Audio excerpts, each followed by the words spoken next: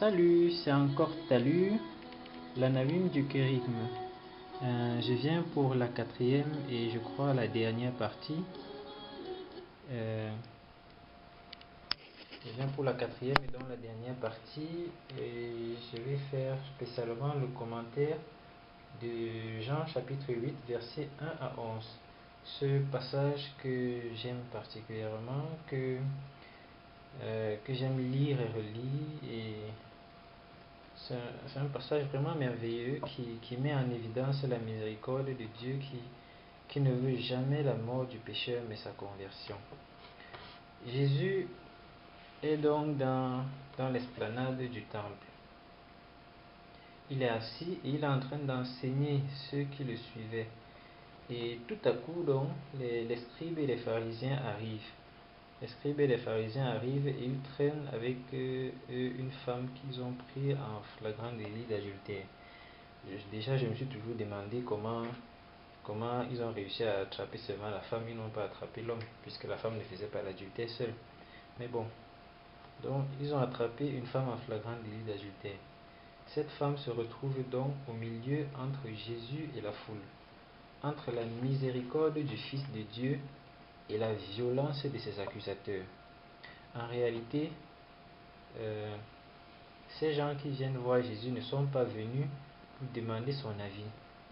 Ils sont malins et ils veulent plutôt lui tendre un piège.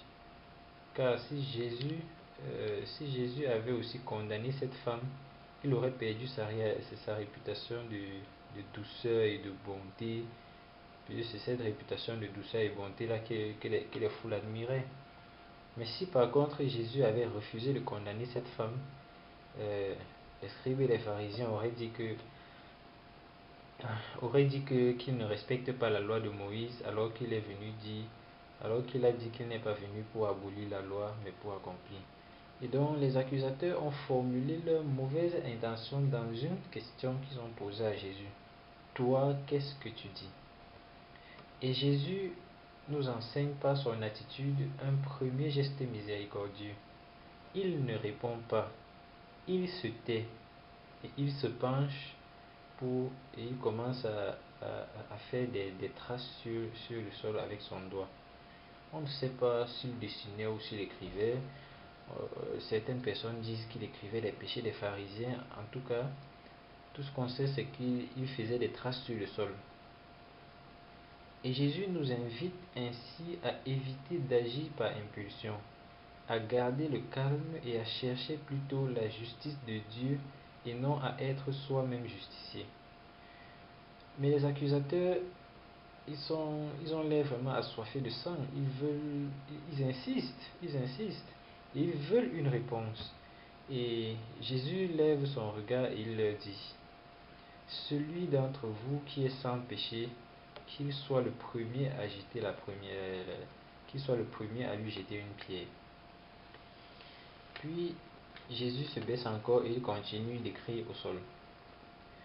La réponse de Jésus anéantit complètement les ambitions du malin. Parce que avec cette réponse, les méchants ont été pleinement désarmés. Ils ne savaient plus quoi faire. Ils ont été pleinement désarmés. Et quelles étaient les armes qu'ils avaient avant que Jésus ne les désarme donc comme ça? Les armes qu'ils avaient, c'était non seulement les cailloux qu'ils avaient pour lapider la femme, mais aussi les cailloux invisibles qu'ils avaient pour lapider la réputation de Jésus. Et ainsi le plan du malin qui était de faire mourir le pécheur et de discréditer autant que possible la parole de Dieu. Sauf que la parole de Dieu qui est la parole de Jésus, elle est puissante et elle vient au secours de celui qui ne compte que sur elle. Comme cette femme n'avait plus une autre personne qui pouvait l'aider. Elle ne pouvait plus compter que sur Jésus. La suite de l'histoire, c'est que après la réponse de Jésus, les accusateurs ont commencé à s'en aller, complètement désemparés, en commençant par les plus âgés, qui étaient donc si c'est les plus âgés qui sont partis en premier, ça veut dire que les plus âgés étaient les plus conscients de ne pas être sans péché. Et apprenons aussi cela. Apprenons que cela nous ferait du bien d'être conscients de ne pas être sans péché. Et nous savons toutes les pierres que nous sommes prêts à jeter contre les autres, surtout les commérages. Ce sont des pierres que nous jetons contre les autres chaque jour. Moi-même, ça ne me laisse pas. Il m'arrive souvent de dire des choses sur quelqu'un. Et nous devons travailler là-dessus. Nous devons laisser tomber nos pierres. Cela nous fera du bien. Cela, quand tu arrêtes même une pierre, tu te sens lourd. Mais si tu laisses tomber une pierre, cela t'allège. Cela nous fera du bien. Laissons tomber les pierres que nous avons contre les autres. Et non seulement nous devons laisser tomber ces pierres, mais en plus et surtout, nous devons penser à nos propres péchés. Nos propres péchés. Regardons la suite de cette merveilleuse histoire. Il est écrit que euh, non seulement non seulement la, la femme est restée seule avec Jésus. Qu'est-ce qu'on dit? Voilà, on dit dans la suite de l'histoire, Jésus, je regarde le passage, voilà, on dit Jésus est resté seul avec cette femme. Quand on regarde cette station, Jésus qui reste seul avec cette femme, c'est un peu comme si la misère reste seule avec la miséricorde, face à face. Et certainement, cette femme doit avoir un sentiment qui est mélangé, parce que son sentiment doit être mélangé entre la honte de son péché et la joie d'avoir été délivrée des mains de l'ennemi, par une seule parole du Seigneur, que celui d'entre vous qui est sans péché jette la première pierre. Cependant, elle est quand même là, avec toute sa misère, devant Jésus miséricordieux. Et la réponse de Jésus lui a certainement déjà fait comprendre qu'elle est devant quelqu'un d'exceptionnel, quelqu'un de spécial. Peut-être qu'elle ne sait pas encore qui c'est. Est-ce que cette femme, et ce que cette femme ressent, c'est la même chose que nous aussi nous ressentons souvent lorsque nous nous arrêtons lorsque c'est ce que nous ressentons souvent lorsqu'on va à la confession. On ressent souvent cette honte. On ressent souvent cette honte. Honte pour nos péchés lorsque nous allons pour demander pardon à Dieu. Et regardons encore la suite de l'histoire. Jésus demande à la femme, Femme, où sont tes accusateurs? Imaginez le regard de Jésus lorsqu'il se relève et regarde cette femme pour lui dire où sont tes accusateurs. Imaginez un peu ce qui traverse l'esprit de cette femme, l'émotion qui la traverse.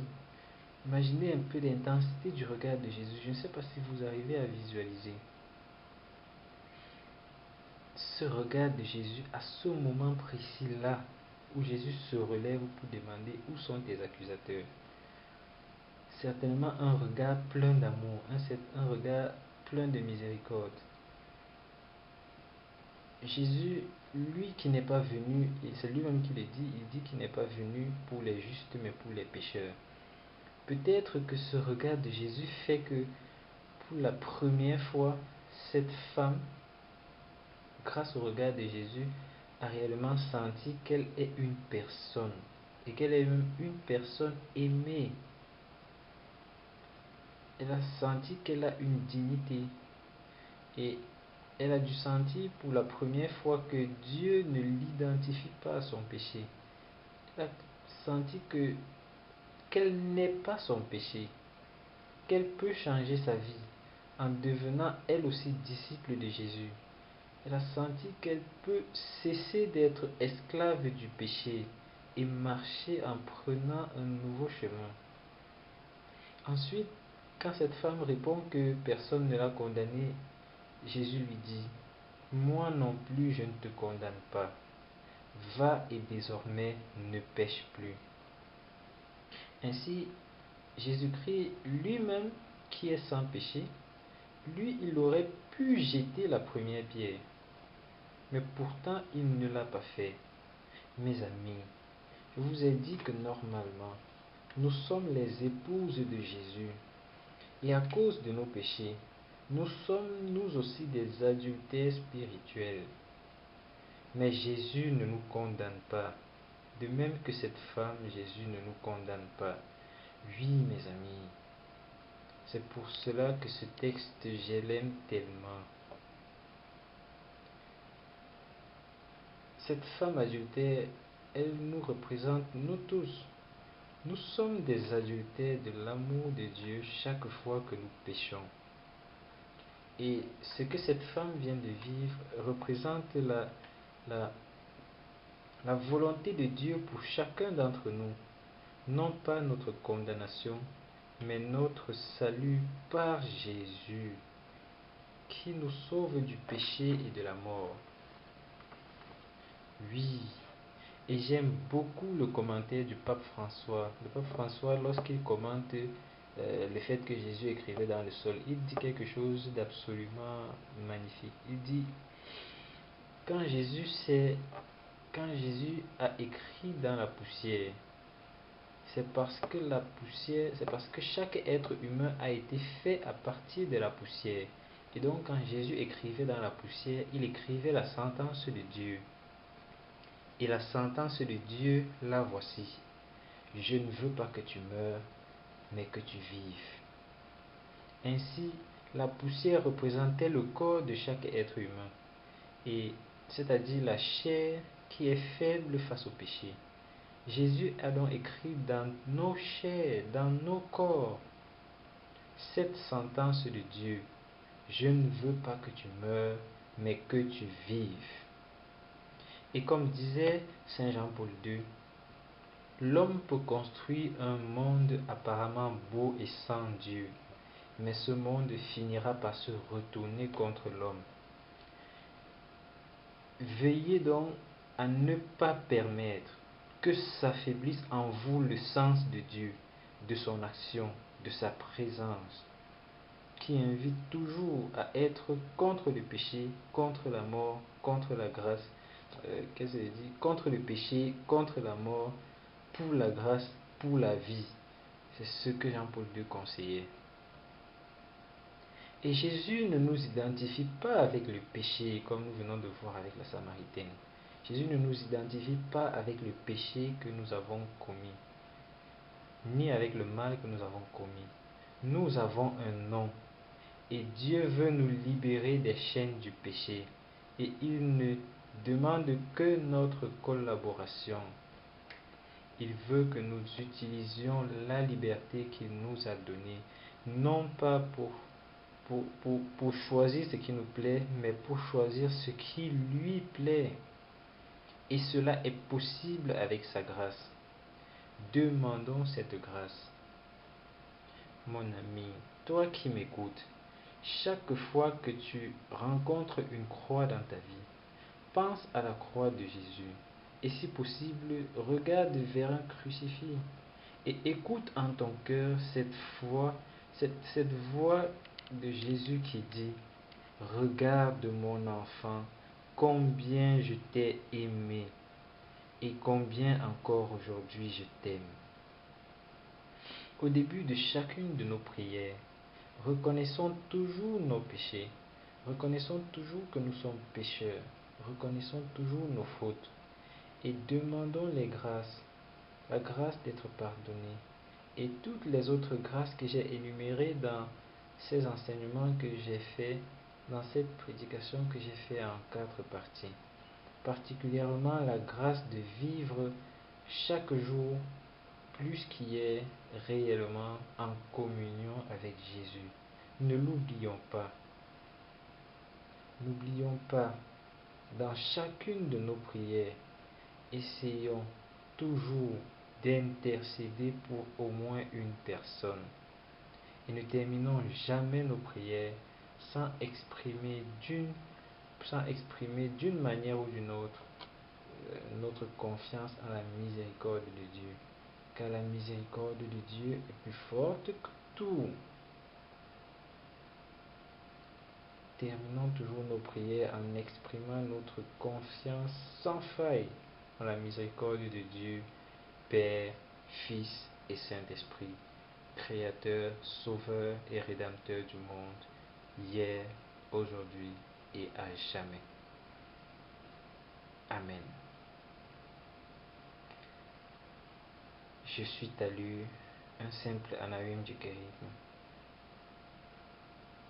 Que puis-je dire de plus, si ce n'est dire que je suis héritier de 2000 ans de chrétienté dans l'Église. Le Seigneur soit avec vous. Merci d'avoir écouté et surtout merci d'en vivre. Vraiment. Merci d'avoir écouté et surtout merci de vivre de ce que vous avez écouté. Sinon, ça ne servirait à rien. Bye bye et à la prochaine.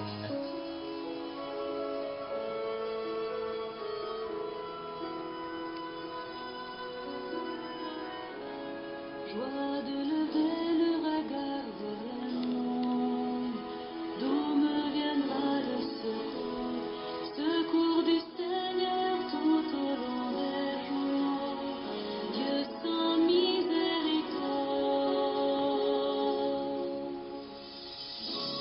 Joie d'être pris dans les bras du berger, lui-même vient nous chercher.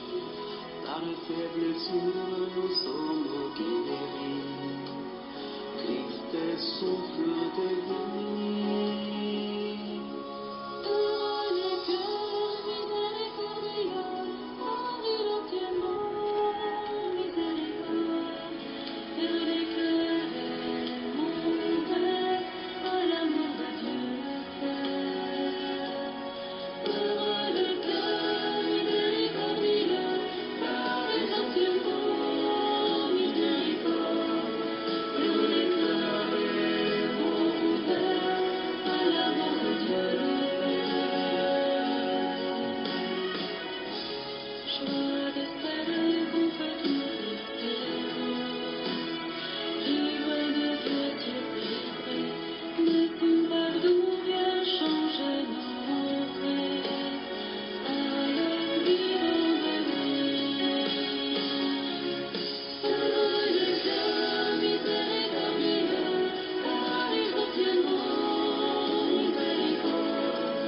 Heureux les cœurs aimants ouverts à l'amour de Dieu le Père. Heureux les cœurs miséricordieux, car ils obtiendront miséricorde.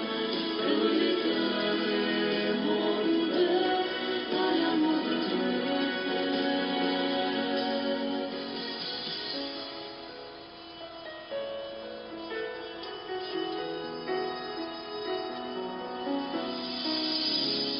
Joie d'être trompé grâce au fil rédempteur. Christ a surgi du tombeau. Jésus est